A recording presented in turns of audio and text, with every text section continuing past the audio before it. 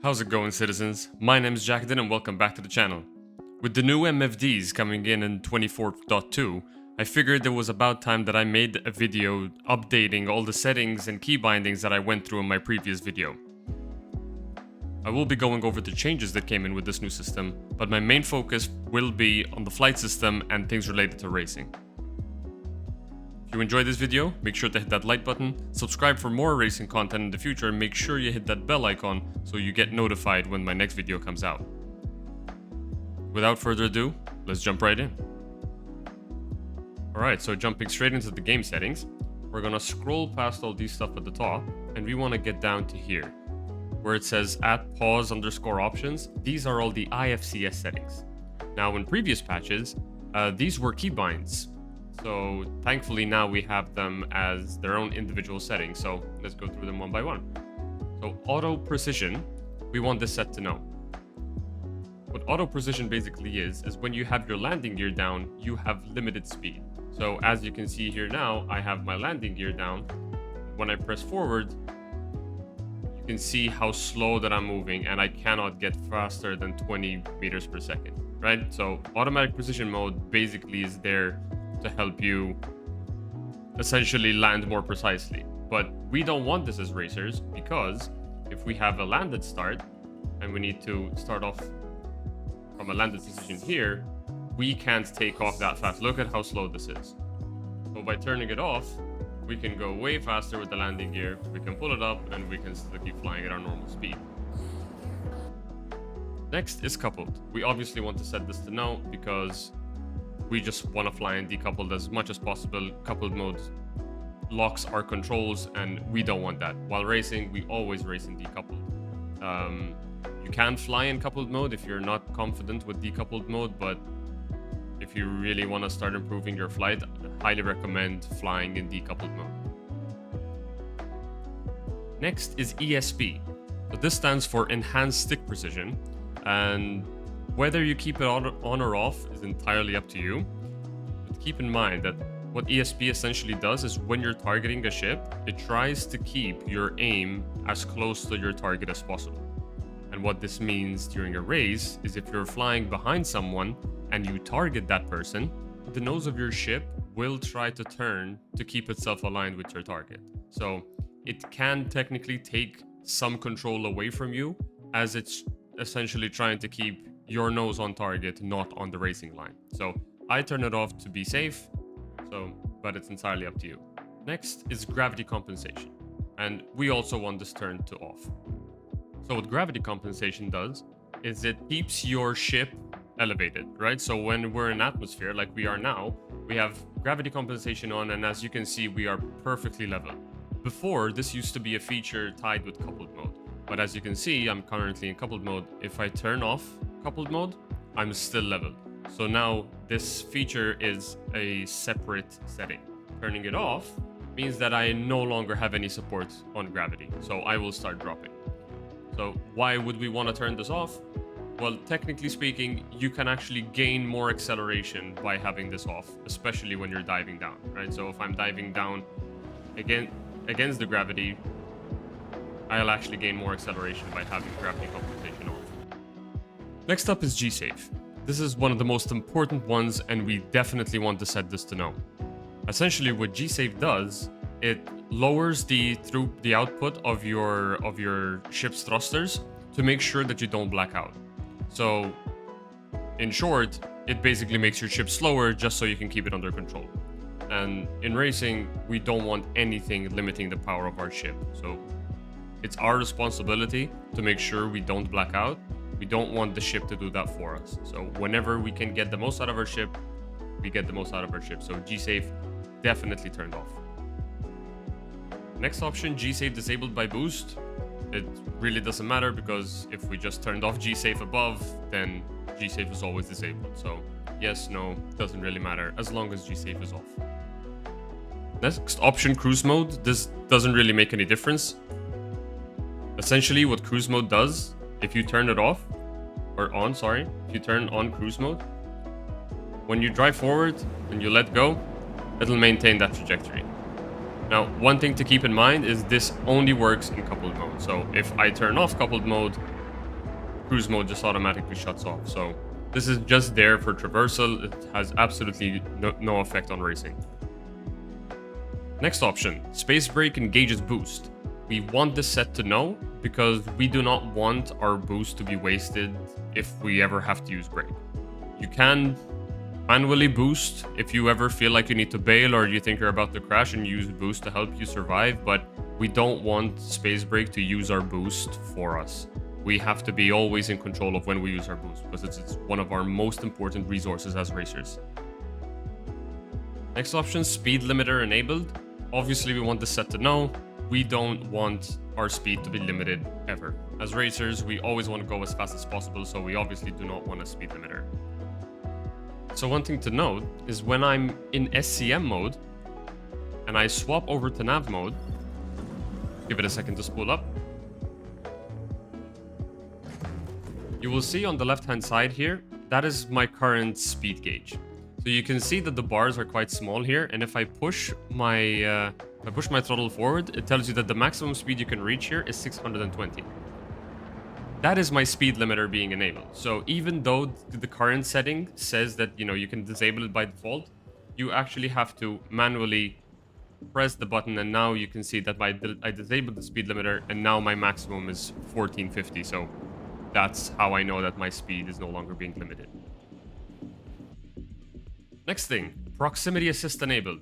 Very, very important. As much as G-Safe, these two settings are probably the two most important settings I would highly recommend disabling.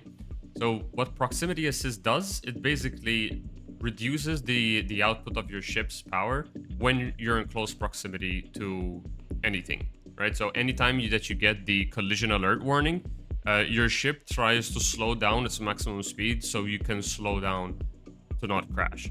But in racing, we're always really close to the ground or really close to other ships. So we cannot have our ship slowing down every time it gets close to anything. And honestly, in my personal experience, when you get that collision alert warning, the last thing that you want is to slow down. More often than not, using the full power of your ship to move away from your trajectory is actually safer than slowing down and hoping you don't crash. So yeah, proximity assist and G-Safe are the two most important settings that I would highly recommend disabling. The last setting is extended info enabled. So what this does at the moment is absolutely nothing. So if you go into your configuration MFD, which by the way, I'm sure you've noticed by this point, but this configuration MFD controls all of the exact same IFCS settings that we just had. I'll explain that in a second. But if we go down all the way here to extended info, and when we enable that, we just get this little pop-up here, which basically is our speed and our Gs, which are not that far away. At the moment, I don't think this is worth it. It's completely personal preference. I personally like to turn it off because I don't like clutter on my screen, and the distance between the extended info and the original details are not that far for me, but that's personal preference. So as I was mentioning in the configuration screen here, these are the exact same settings. So you could set defaults in the game settings, but then change them per ship in the MFD, right? So if I wanted to have coupled mode or gravity compensation off by default, but then only have some ships with it, you can do that. Just disable put the default on the game settings to no, then come to this ship and just turn it off to yes. Just a quick one, please keep in mind that these settings do not save. So if you crash and spawn in a new ship, they will go back to whatever your default setting is inside the game settings. So these MFDs, you can change them per ship, but they will only remain for as long as the ship remains alive.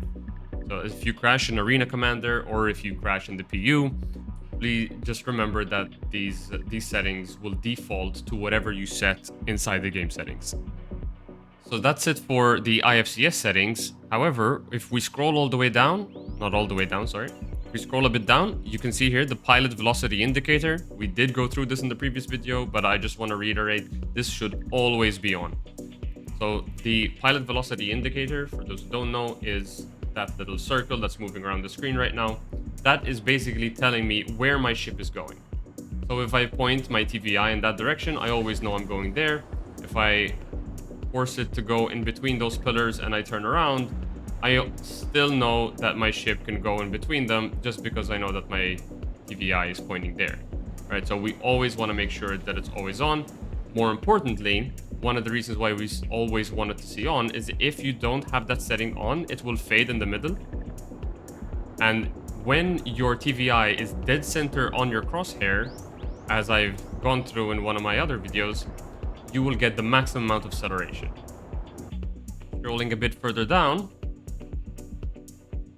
we go all the way to the G-force induced head movement, G-force induced afterburn zoom, and global camera shake. We want all of these settings off because basically all they're going to do is just they're constantly going to be moving our camera left, right, forward, back anytime we make any kind of turn, because obviously in racing we're always pulling off a lot of G's, so we do not want our screen to constantly be shaking.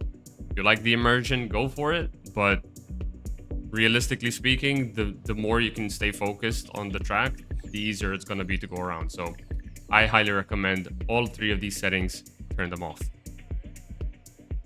And that's it for the game settings.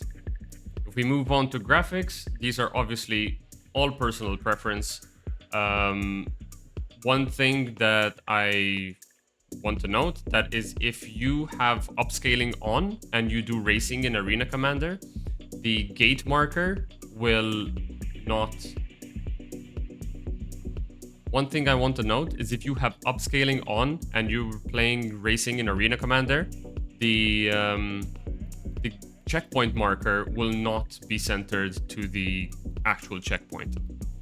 So as we can see, I've moved over to Snake Pit on Arena Commander, and the checkpoint in front of me has this blue circle here that's marking where my next checkpoint is. If I turn on upscaling, regardless on what it is, if I turn on upscaling, the checkpoint is now suddenly anywhere but on the checkpoint itself. So just if you're still learning to go through the tracks and you don't know the track by heart, highly recommend turning off upscaling when you're inside Arena Commander, just so you always know where the next gate is. And as you can see, it moves cleanly from one checkpoint to the other. So, nothing else in graphic settings. We move on to audio, and I just want to point out this here at the bottom, audio driven camera shake. We also want to drop that down to 0. Similarly to the global camera shake, any kind of sound that happens nearby, like really loud thrusters and stuff, will shake our screen. And again, in racing, when you're really close to other really loud ships, you will get this a lot. So drop it down to 0 and your screen will be perfectly smooth throughout the whole thing. Moving on to key bindings. Obviously, all the key bindings here are completely personal, so bind them to whatever you wish. However, I am going to be going through some things that I highly recommend having a binding for quick access during racing. So the first one that I highly recommend under vehicle seats and operator modes is the look behind button. What this basically does is when you press the button, you look behind you. Simple as that, right? When I'm holding the button, I look behind. When I release it, I'm looking ahead. Why is this important? Well, when racing, obviously, if you're trying to hold your position and you know someone is really hot on your tail, you can just press the look behind button. You see them coming and you know which direction they're going to be, so you can alter your lines accordingly. You know where to block, you know where to leave space. Very important to have.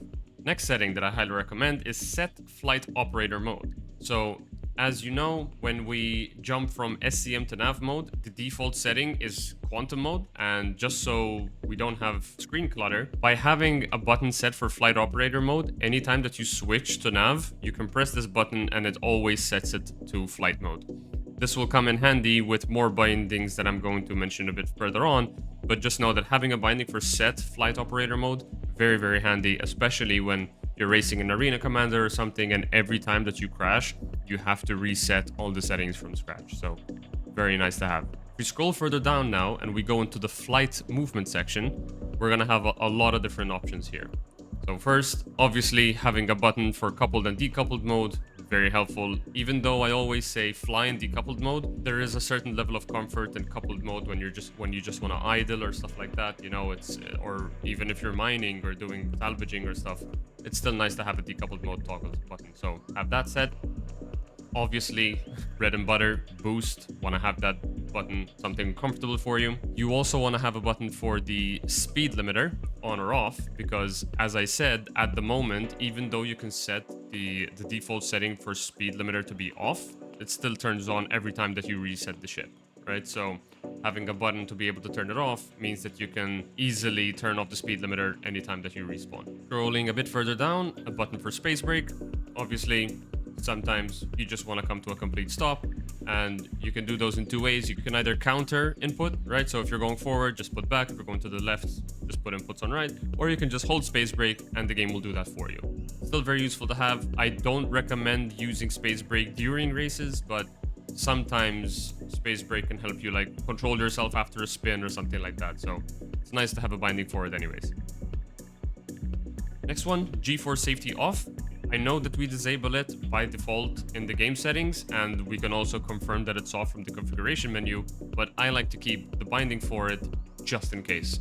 Obviously, this is Star Citizen. Sometimes setting can look like it's off, but it might not be, or you never know. But I'd like to keep a binding for it just in case. Every time that I respawn, I hit this button and I know G-force safety is off regardless. Now we scroll a bit further down and we have this button right here, set master mode to nav. So when we press this button, regardless on what master mode we are in, even though at the moment it's just SCM and nav mode, but with this button you immediately jump into nav. Now if you notice, this is the exact same button that I used to set flight operator mode. Basically what I'm saying is when I press this button, I jump into nav, then I press the same button again and I jump into flight mode. So just a quick demonstration. As you can see right now, I'm in SCM. I press it once, I'm in nav mode. I press it again, I'm in flight mode. Next, we scroll further down and we get to gravity compensation. I have a button to enable it just in case I just want to idle somewhere and I turn it on and I just stand still. But I also have a binding to disable it because more often than not, I don't want gravity compensation taking control of my ship. So recommend having a binding for both, but the important one is the disable one. A bit further down, we have automatic precision mode disable. Again, just in case the default setting does not work, when I press this button, I know for a fact that my precision mode has been disabled. And just a bit under it, we have proximity assist off. As I said, proximity assist, very, very important to turn off. So having a binding for it, super, super important. And finally, for bindings, we're gonna scroll just a little bit down and we are gonna go to the flight power section. So gone are the days of the power triangle. Now we have more of a resource management kind of configuration. So if I look at my power management screen right now here, you can see that I have my weapons off because I took them off. I have my quantum drive spooled and my engines are on. So by default, your engines can be at 2, they can be at 1, but you can see your total output here on the left. I know that I have 8 out of 17 power units left, I guess. I don't know what the resource is called here, but let's just call them power units. And I want full power to my engines. So obviously I want all 4 bars in this case turned on.